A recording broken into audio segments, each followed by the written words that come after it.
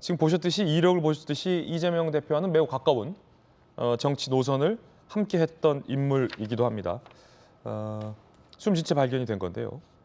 오늘 보도에 따르면 숨진 채 발견된 이재명 대표의 전 비서실장은 과거에 쌍방울 김성태 전 회장의 모친상에 조문을 갔다는 그 비서실장이 바로 이 비서실장입니다.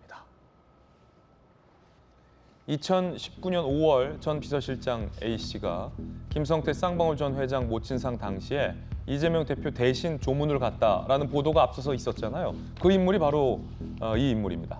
쌍방울 관계자, 비서실장 A씨가 조문을 마치고 남북 경협 합의서 체결 축하한다고 얘기했다.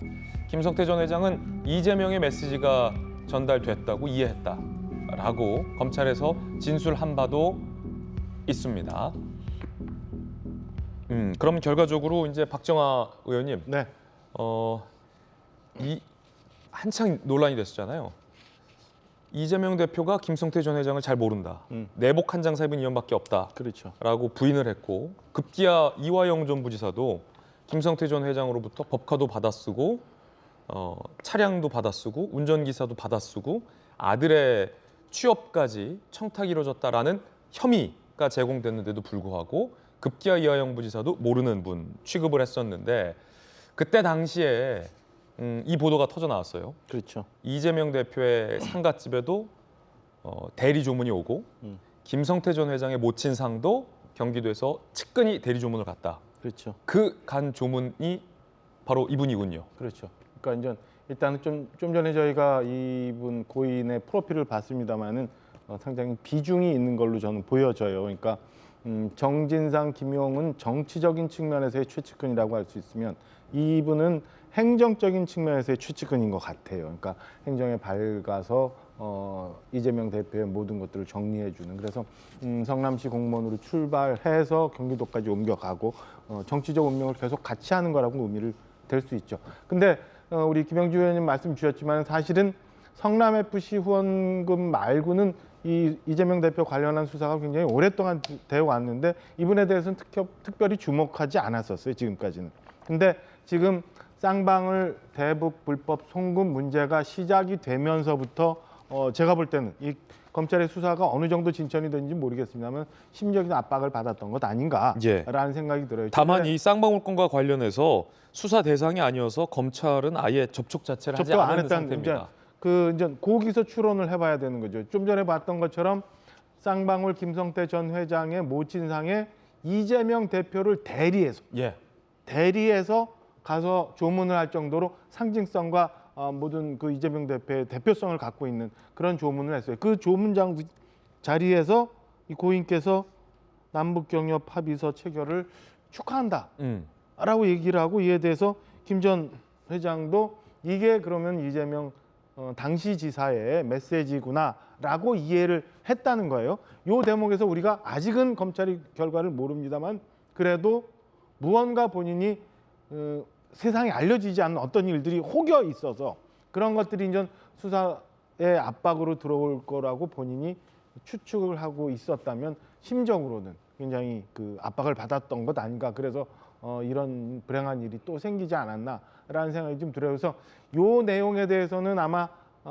그 쌍방울 대북 송금 관련한 수사가 어느 정도 진전이 됐는지, 그래서 어떤 것들이 더 밝혀져야 되는지가 좀 나중에 나온다면은 이분이 힘들었던 부분이 좀 밝혀지지 않을까라고 추측을 좀 해봅니다. 보도에 따르면 이재명 대표를 대신해서 김성태 전 회장의 조문을 갈 정도로 굉장히 이 대표의 대리인 역할을 했었던 것으로 보도가 되고 있고, 초대 비서실장을 지냈고 제3자 뇌물 혐의와 관련해서 성남FC 수사에서 공범으로 이제 입건이 된 상황인 만큼 이재명 대표의 정치 행보와 관련된 매우 깊숙한 부분에 대해서 잘 알고 있는 인물로 수사기관은 보고 있는 것 같습니다만, 결과적으로 이런 보도가 나와서 매우 안타깝습니다.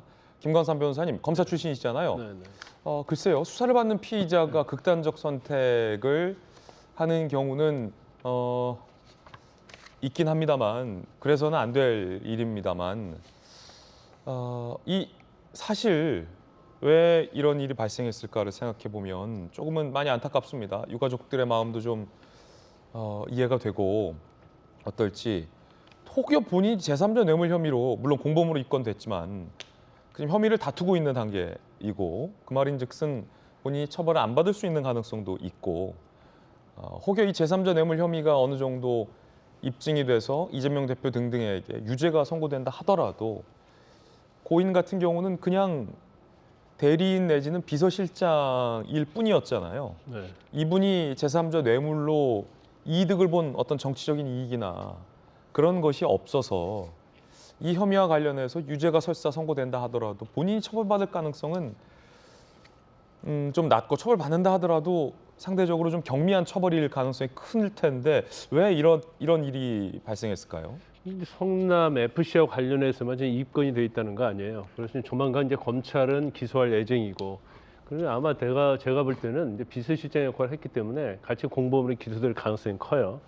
그렇지만 이제 검찰의 시각은 주도한 것은 이재명 대표하고 네. 정진상 실장을 보고 있거든요. 그러니까요. 그러니까 우리가 이제 공범 관계에서 주범이 있고 이제 종범이 있는데, 이제 주범은 뭐 정진상 실장, 그다음에 이재명 대표 이렇게 보고 있는 거 아니겠어요? 그러면 이제 비서실장이라는 직위 자체는 사실 위에서 시키는 대로 하는 그렇기 때문에 일반적으로 이 사건이 법정에 가서 이제 무죄가 될지 유죄가 될지는 모르겠지만 설사 유죄가 된다 하더라도 그렇게 처벌이 크지 않을 거예요. 그런데 왜? 일반적으로 이제 이런 게 있죠. 누구든 마찬가지예요. 그러니까 제가 죄가 있든 없든 아니면 피의자건 참고인이든 검찰을 쓰려면 부르는 것 자체가 굉장히 압박감이 있어요.